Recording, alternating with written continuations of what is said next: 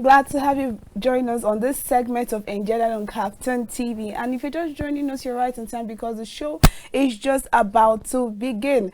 And today we're going to be discussing something we have been talking about, but we're going to be looking at it as a whole now with a special guest in the studio. And today we'll be discussing discriminating factors that affect the female gender with Olawunmi Okupe. You're welcome to the show. Thank you very much. It's nice having you. Thank you so How much. you doing? Yes, it's exciting to be here, and I would say, following the trends of what I've been watching on KAFTAN TV, you are doing so well. Oh, thank you for the compliments. Thank you. Thank you. So how are you doing? How has it been? Like, you know, we didn't see you during the election period, the no cash period, the first scarcity. So how did you cope during that time? Well, it was fine. Election period, I was an observer. Okay. So I can say I was fully involved in the election process and all of those. And we saw it all. And of course, as far as I'm concerned, most time people like to say everything you guys tweeted to us, women. But I will tell you, the whole saga, the election climate affected women more. And also adding the whole no cash flow and all of those things. But I believe it's almost over, because it's not yet over, because there's still like little gaps here and there regarding the cash. But okay. You said something about women. Yeah. So to some extent, I can perceive you to be a women advocate. So do you think to a very large extent the women were included in the electoral process? Women are always included in the electoral process, but it's just that there are limitations. So I would always say women are involved in quite a lot of things, but there are a lot of factors that limit us. So during the election, I noticed how resilient, how active, proactive women were in order to see that their candidate, whether male or female, win. So I would say women are always proactive when it comes to the election. It's just there are certain times that we are not giving that the chance, or not giving the opportunity, or not giving, looking at the limitations, as I said earlier on. But you can't say women are not involved in electoral processes. No.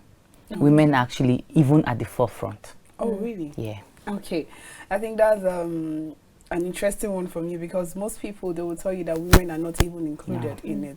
Okay, now let's move to our topic of discussion today. We say we're discussing discriminating factors that affect the female gender. Yeah. And okay, let's start with you explaining to us what those discriminating factors are. Okay, for me, I'll say the gender, that's stereotypes actually. So there's a limitation because of your gender.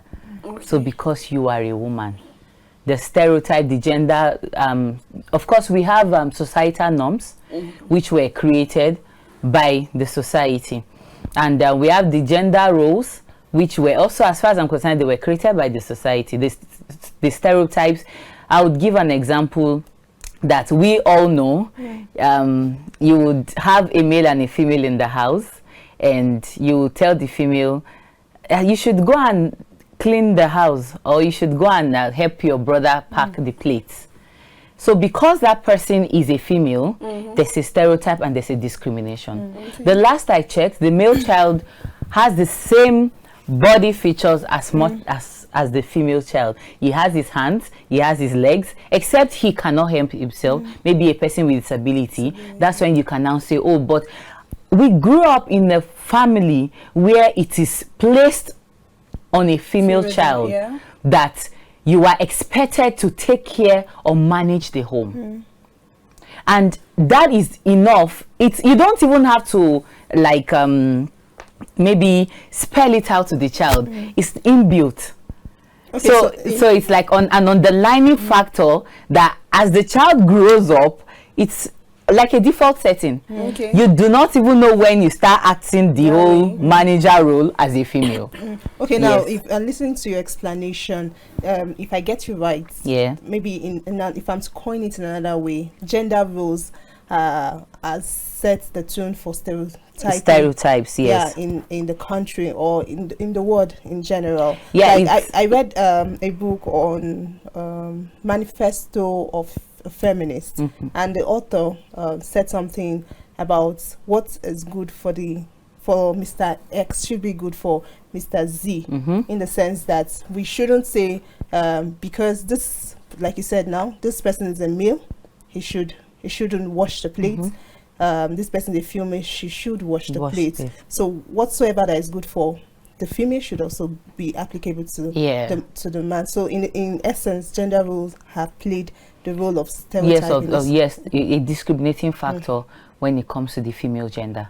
Yeah, so I can say gender roles. So another factor that is very strong is cultural and social norms. You know, we live in a patriarchal system that women are not supposed to be heard and not supposed to be seen. Yeah, supposed to be in the house managing the home.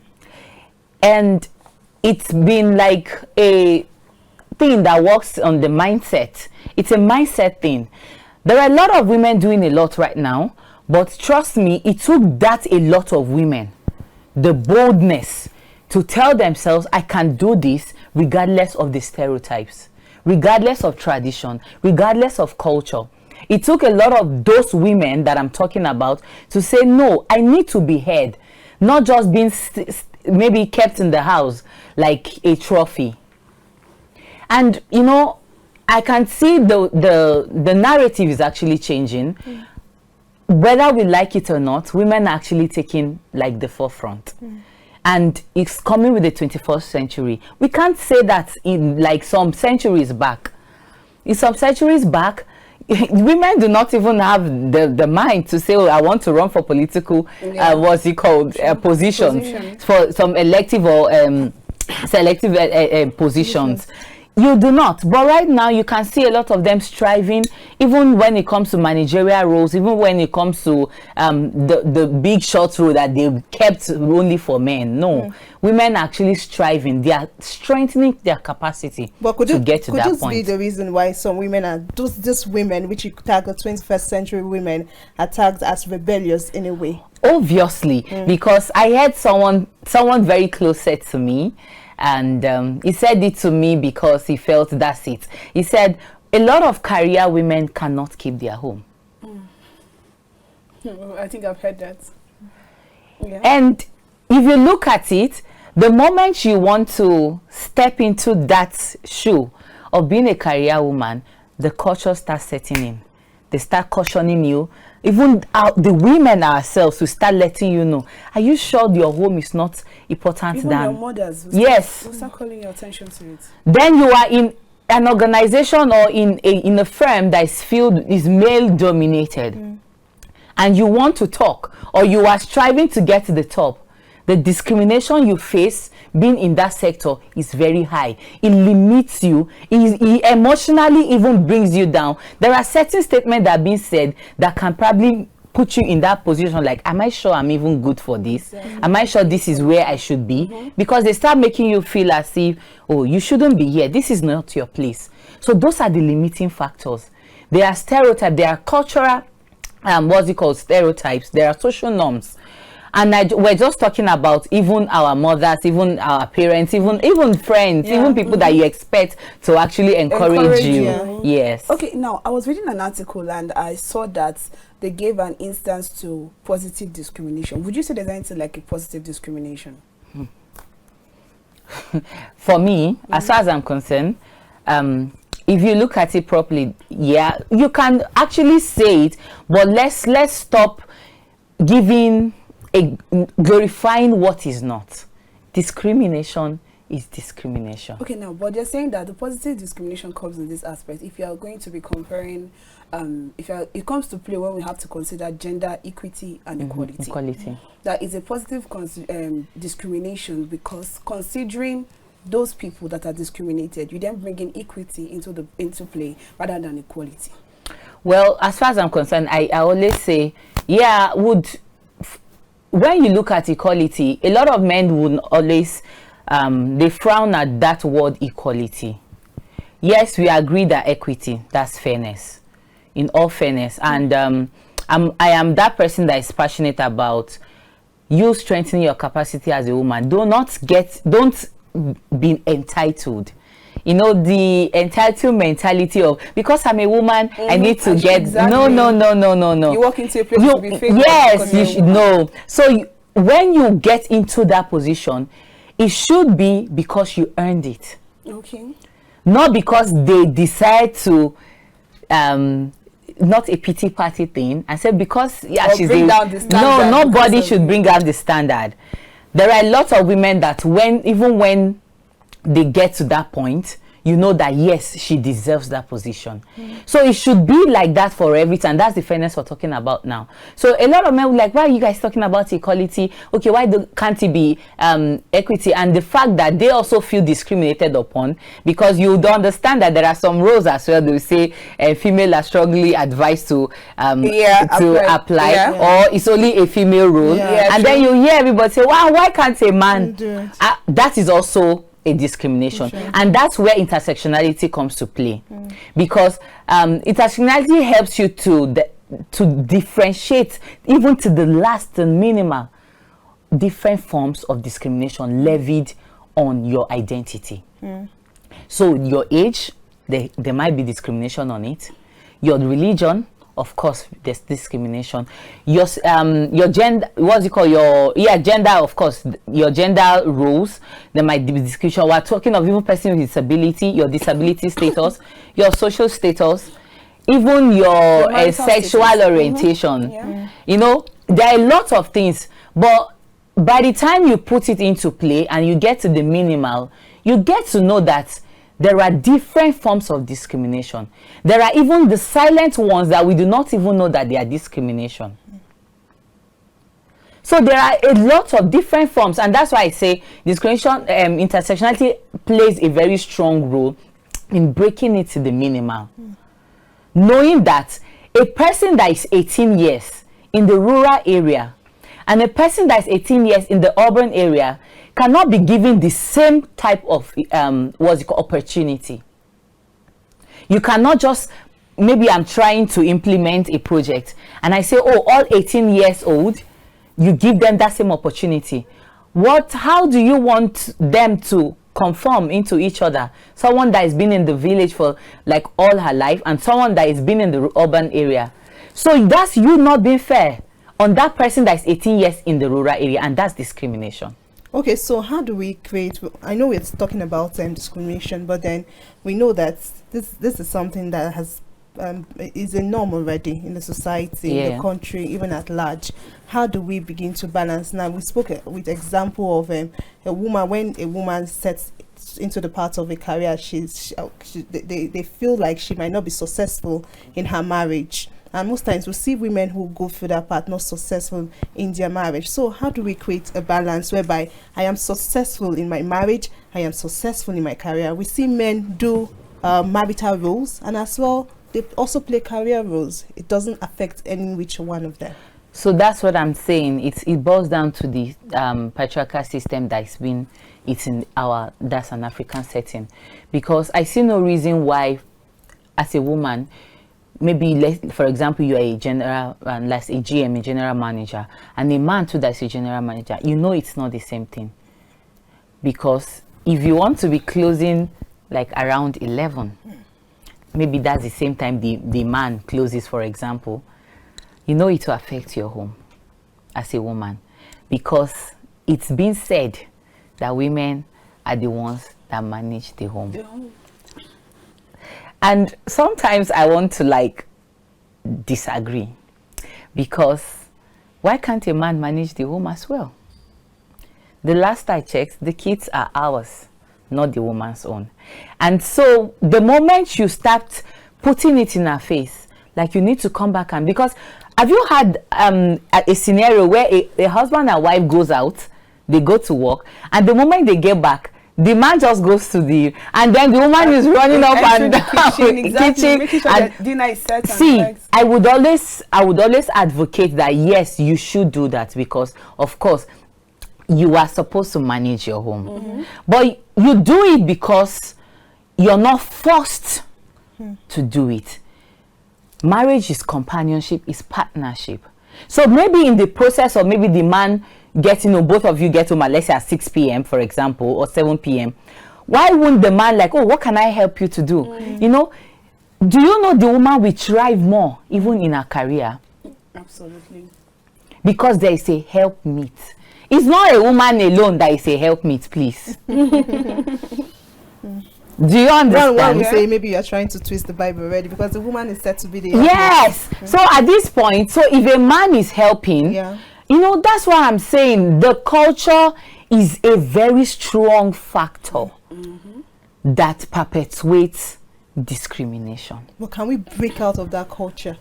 What? Culture of how many years before you and I were born? And that's why women need to learn to balance it. You know, I'm a very good advocate for families. I am of that opinion that you try your best to see that everything works. The only time you leave is when there is a physical abuse, or of course something that threatens your life. But if you can manage it, you manage, make your partner see the need why it should also help. Okay, just an extension, I'm sorry, Chidinma. Now they said it goes beyond culture or goes beyond gender roles. It's just the way the woman has been made. Okay, that is imbued to the extent. Okay, now let me give an example here. A woman is working in an organization, and she's also expected to take care of the family and then maybe give birth to children, right? And if such is not coming forth, especially the children aspect, giving birth aspects, it is perceived that she's mistressed at work. Even the doctor will tell her that you have to rest, stay away from work. So it seems like it's an imbued thing that the woman is not supposed to do so much outside the house. So,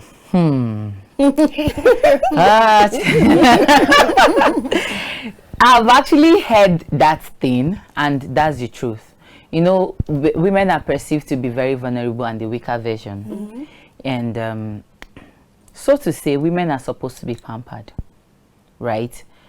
But the economy and the situation of things has actually made women to tell themselves, no, we too can do it.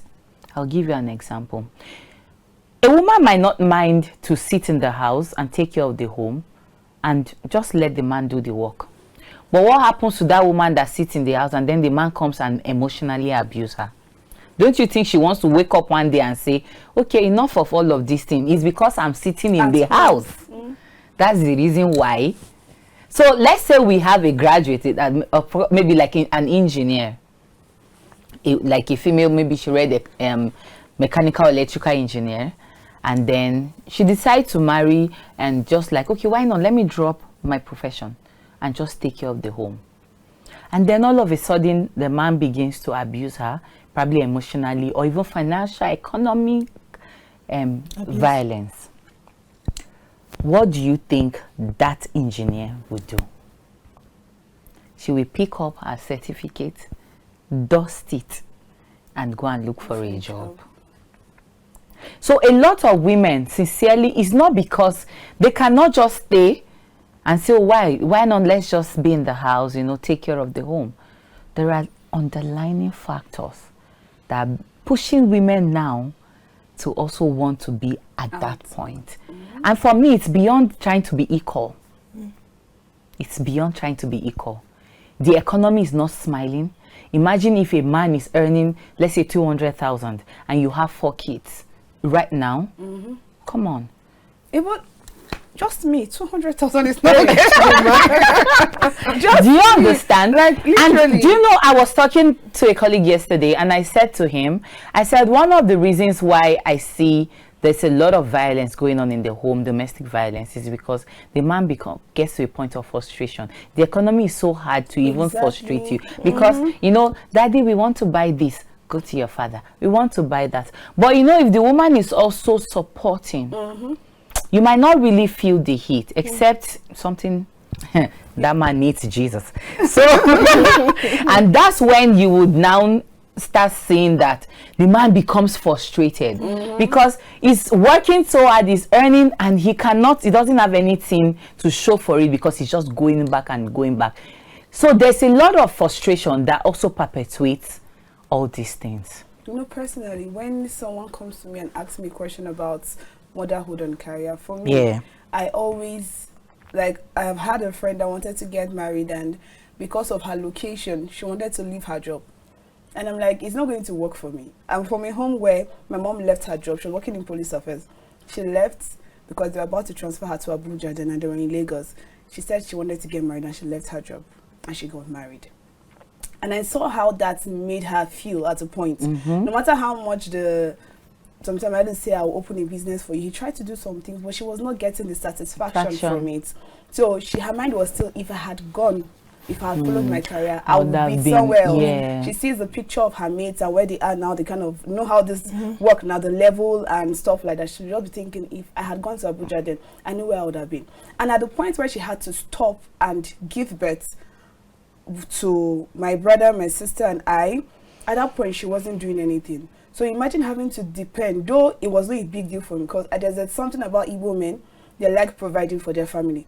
So, but the point where she has to always ask him for every penny, I want to buy this, I want to do that, he has to always drop the money. But at the point where she started doing business and she had her financial freedom, I saw that there was this other side of her that I saw, that she was like, she was beginning to fulfill a kind of purpose for herself, and she was able to contribute a little to it. So anybody that talks to me about motherhood, I don't advise you, because just like we say that cooking is a survival skill, that's the same thing working is. You have to survive. Everybody has to survive. That's now, let's look at another factor we mentioned that affects the female gender, which is age. You say it's a discriminating factor. Now, we look at it from this perspective. People say it's, well, I don't know. Sometimes we see it come to play. We say women age faster than men. That's true. Okay. We say women age faster than men. Then when it comes to the aspect of marriage, they tell you to marry on time. A man can marry at the age of 40, but a woman at 40, it's... At 25, they're already... Thank you. They're already calling you and giving you deadlines.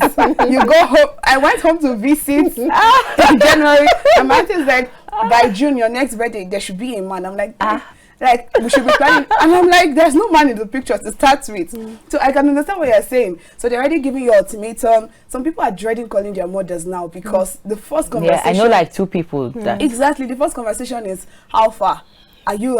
When is the man coming home? Forget about there's no man in the picture. Pressure. So the pressure. So things like that. And then when it now comes to a place of, even sometimes, I've seen, there was an online application I saw, and for the men, it said, the man, any man within the age of 30, I think from 25 to I think 35 could apply. But for the women, you have to be between the age of 25 to 30. So there's some kind of factor. There's some kind of that particular age factor affects the women.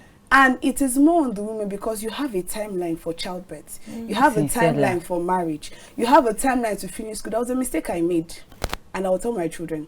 I was meant to study medicine. But at a point, I had phobia for blood. I said I wasn't going to study. I wanted to do pharmacy. Later, when I wanted to do pharmacy, the next thing was that I said, no, it's too long. It's 6 years. I want to finish and get married. That's what I was telling myself. But that was not the reason why I didn't study it. But I was blaming myself for thinking like that at that point in time. I said I wanted to get married on time. How will I cope? I'll be getting married by that age. You know, when you plan your future ahead of time, like by 23, by 21, reality. Exactly. So I had things like that saying, by the time I'm done with my school, I will be this age. Would I still be able to get married at that point? And I did another course. That was not the major reason. But for me, it was part of this. My parents don't know. So all those kind of things come to play. You have to finish your school, you have to get married. You hear people tell you things like, even childbirth, menopause. You are scared before you enter menopause and you not be able to give birth. Some people at 30 are beginning to even cross towards menopause. It depends on your hormones. So that's also those factors that actually affect women. And Chidinma, what happened to you actually for you to think that maybe for age, that's the underlying factor? Your parents didn't impose it, but because you live in a patriarchal system, marriage is already ringing in your head. Like, oh my God. Instead of you, I should have 2 children right now. In America. I know, right? Are you dreaming? Yeah. So you can imagine someone that was not forced to say, you need to go to so it's just inbuilt. And so it will take a lot of system change for us to actually break that cycle. So it's, and only God know how many centuries to come. Really? Okay, you know what? At this point, I think we should take a break now. Yeah. All right, viewers, we'll be going on a short break now. And when we come back, Engendered continues. We'll be right back. Welcome back from that break. And before we went on the break, we were discussing with our guests in the house discriminating factors that have been perpetrated amongst women or to women in the society. And funny enough, in relating to our discussion, I have something here. Okay. So it's just a short chat or tweet rather. He says, I earn better than my husband, 550k, as an oil company medical center nurse in Warri. He is a teacher in Kaduna earning 60k. He wants me to resign and join him in Kaduna. Please counsel me. So the tweet under in response says, sit him down, wear something nice, spray good perfume, play soft music. Kenny G is a good fit. Look him straight in the eyes, whisper, we at down. So what do you have to say to, if you had to advise, you say, please counsel me, if you were to advise someone like this, because many women often fall prey to this issue, what would you advise? Because marriage is very important. If your parents were not married, they wouldn't have bettered you. I wouldn't have been here today. So it's very important, no matter how we try to like run away from it. So what's the counsel for such issues? Well, I'm very glad we're on air, that I'm not seeing the person. And you know, because of some things, there are some things I cannot say. 500k to 60. Please let me do the math. Why am I divide by 60? 400 and no, like the difference is 440,000 naira. No. Difference. So the best thing I would advise is she should actually sit him down and have a good conversation with him. Make him see reasons why she cannot leave that job. Because what can a 60,000 naira monthly salary? What can he do in Nigeria right now? Nothing. In 2 days, you can even finish that 60,000. 1 day, ma. Like the last time when the whole cash thing, we were doing like constant Uber, you know, you transfer because there were no cash and all of those things. And we, like my colleagues were talking about it, so they were calculating how much. They're spending on and I'm transport. like, sincerely, it's as if you're spending all your salary on transportation. Talk more of feeding. Every day you go to the market, things are expensive. Exactly. So I would advise that woman to think carefully and not be foolish. Sincerely. But you'd also be wise on how to place it on the table. Talk with wisdom to your husband and make him see reasons why. But sincerely, I feel he's also being selfish by knowing that this is also a way of helping the family. And you're telling her, except there are other things they are not saying.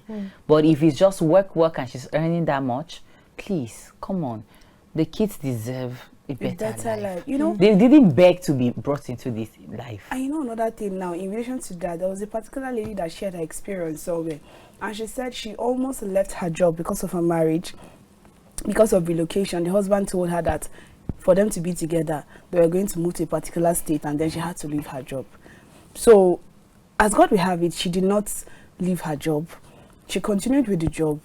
Eventually, he was the one that had to now move because I think his job took him to another place, and she still maintained her job. They didn't marry up to 1 year. They divorced. And she now said, imagine she had left her job, she would have felt so miserable. And that job is what she's still doing till today. Okay, so many years that's after. Even divorce. What about if he had died? What will happen? So sometimes those kind of options, you have to read properly. So I was also talking about discrimination in the workplace. Okay. Or in forms of hiring. Like, so I would use myself as an example. I applied for a job one time like that, sometime in 2019 or so. Or no, 2020. And I was shortlisted, called for a virtual, because it was during Corona. That's during COVID. Called for a virtual interview, and so they're like, so they said, in your CV we saw that you said you were married. I'm like, yes. I'm like, oh, that's fine, thank you very much. You're blah blah blah. And it was like very commendable. And then I didn't hear from them Fortunately, I know the HR in that organization, or I went online and now searched, because it was a big organization, and I'm like, hi, I applied for you to you guys' organization, I got shortlisted and blah blah blah blah, and he was like, oh, you were the lady that you told them you were married. You shouldn't have said that. Oh my God. That was the reason why you did not get the job. I'm like, are you kidding? So I'm about to tell them that. I'm like, so what do I say? No, they were actually even giving another person. They've given someone that is single. So that's another discrimination. Yeah. And a lot of women face that thing. So in fact, there are sometimes that in some organization, when it comes to maybe some trips and some other things, and you can also be there, you can go. We're like, you are married though, we cannot take you. And I'm like, what's going on here? But you wouldn't really blame them, because they understand the way the system works. Yeah. They feel like you will not give in your best, because you have to be responsible to your husband and in extension to your children. So why should I bring in a woman who is married in a place of a single woman who I know that I can have, like, she has a lot of time to spare. There's no calling me and saying I have to take my children to school, I have to. I won't agree with that, because there are some married women that are more productive than some single ladies. Yes. There are some single ladies. Do you understand? So for me, that's what I'm saying. There are different forms of discrimination, and that's why I would always keep referring back to intersectionality. It helps us to break it down to the minimum. What about women with disabilities? They also face they face so much discrimination.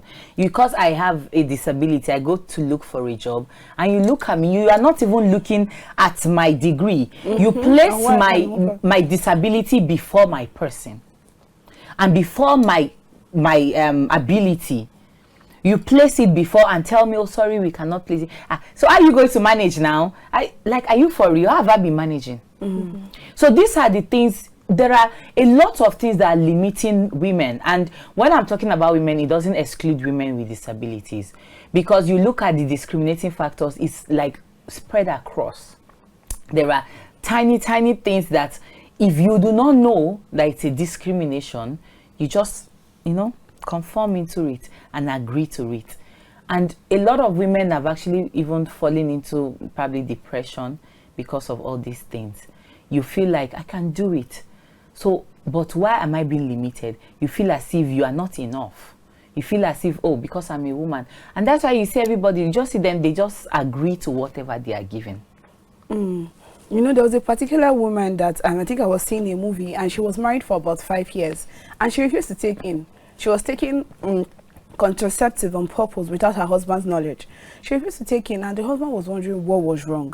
Eventually, at a point, she fell ill, and she was very productive at work. At her place of work, when the boss noticed that she was ill, he asked her, are you pregnant? That was the first thing he said. She was like, no, I'm not pregnant. I'm okay. There's nothing wrong with me. He said, if you get pregnant, we have to cut down on the kind of jobs you do and stuff. We have to bring you down to a particular place, because this is your particular position, is for people that are dedicated. We don't want any other burden on you and stuff like that. And she got home that day and she was crying. And she finally told her husband what she has been doing, and that this is the major reason why she does not want to take in, because she has given in most of her years to this organization. But once they discover that she's pregnant or she's about to become a mother, the man told her outright that he was going to that they will still keep her the organization fine, cool, no problem, but then that they were going to bring her down, because that position was for somebody that does not have any other burden to them. Now this brings me to another particular thing. I was doing my research and I saw a particular aspect. It says so many, like 40% of pregnant persons, it was not planned. 50% that get pregnant, they do abortion. 38% end up giving birth. Either they're married or they don't have an option. And it brings us to the point of lack of body autonomy. And for the fact that some women, or most women, don't have authority over their body again, because they either want to. Some women are like, they should use contraceptive, they should use pills and stuff like that, and their partners are like, no, don't use it. If you give birth, fine. If you get pregnant, it's okay. Some people don't like condoms. they'll tell you, I don't want to use condom for it.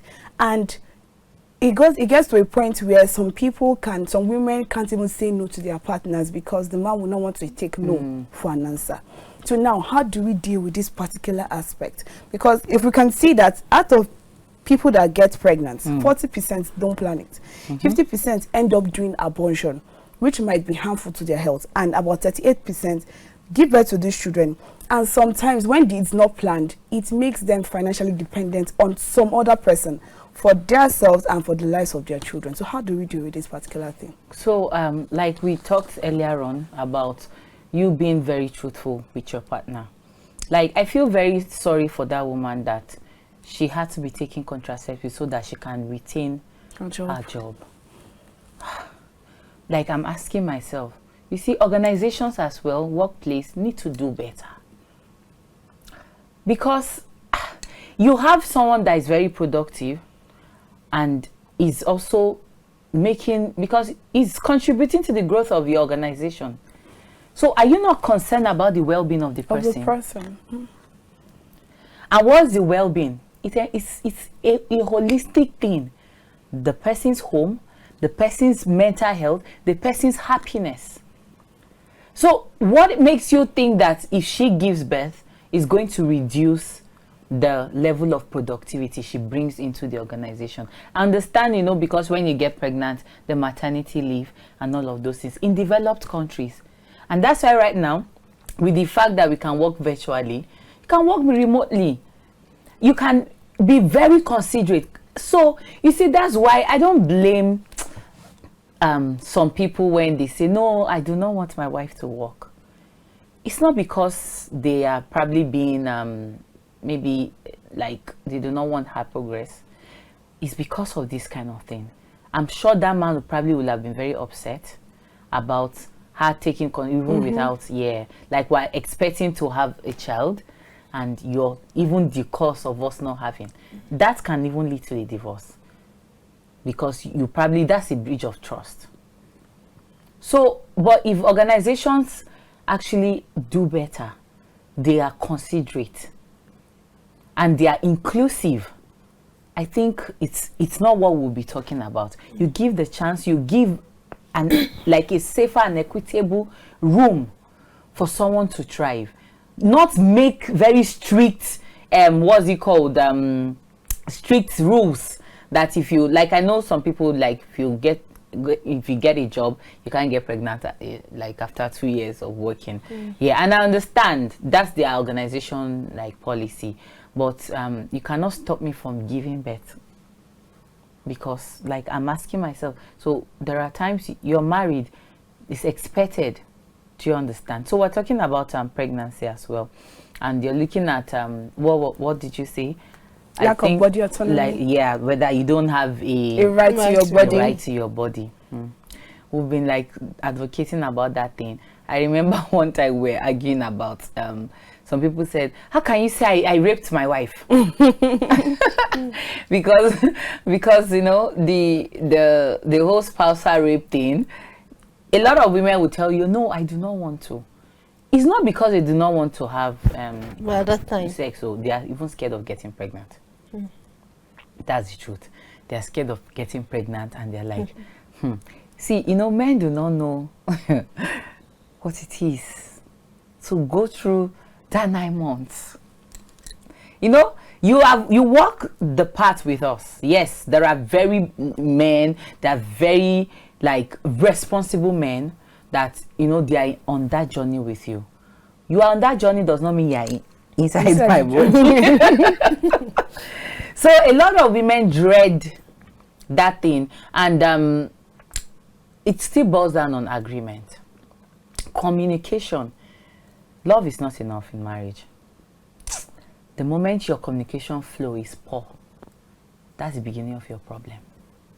So from day one of you getting into a relationship till the time that, okay, yes, you want to get married, you make sure that top notch of everything is communication.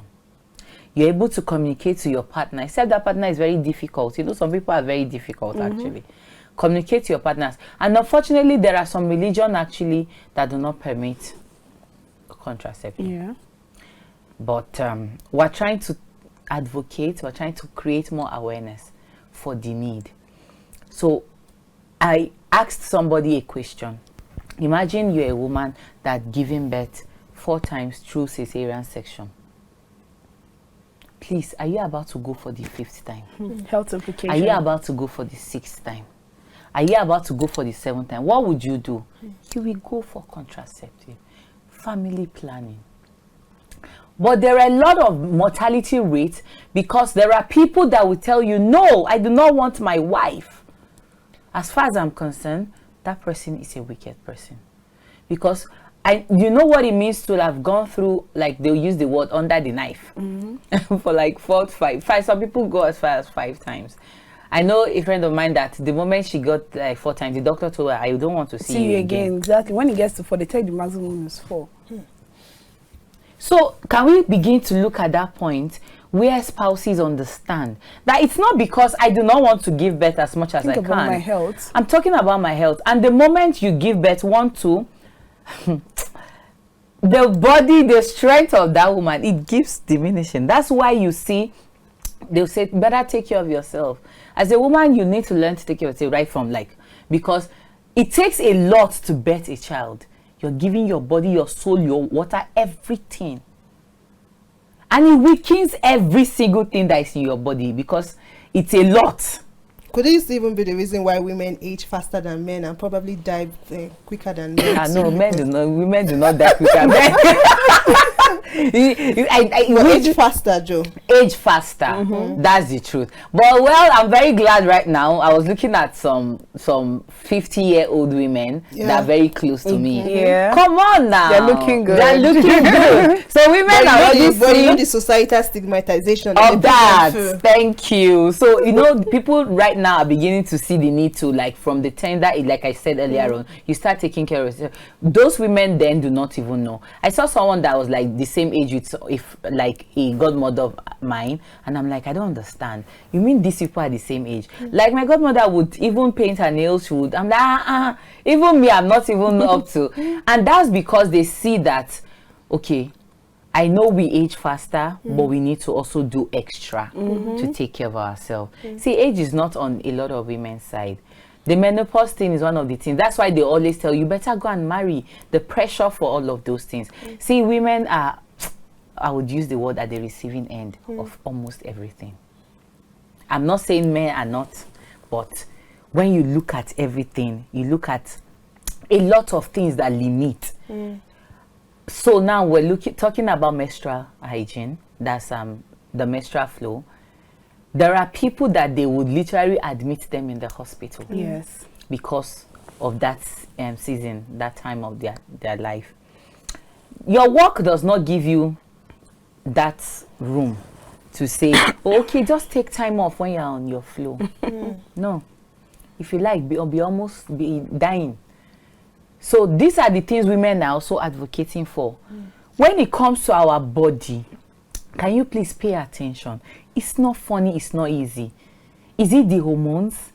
There are a lot of things that women go through that limit us. And there are all of these things, as far as I'm concerned, are discriminating factors that we refuse to pay attention to. By paying attention to, how then can we, now let's go to solutions. So we start creating those safe environments. Like now, I noticed that they are beginning to like look into organizations and ask them questions like, okay, so where is your creche?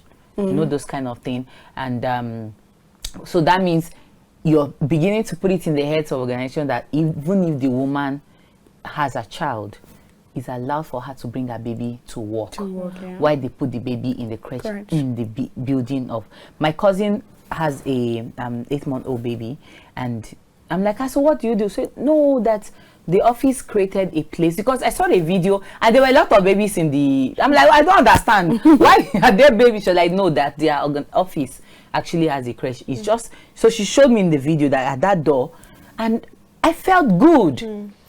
Like, that means you can just keep your baby with the nanny and then go and be doing your thing.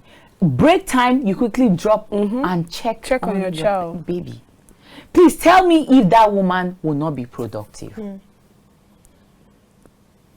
Of course she would. So those are the things I'm looking at, how we can be creating those safe environment, enabling environment for women to thrive.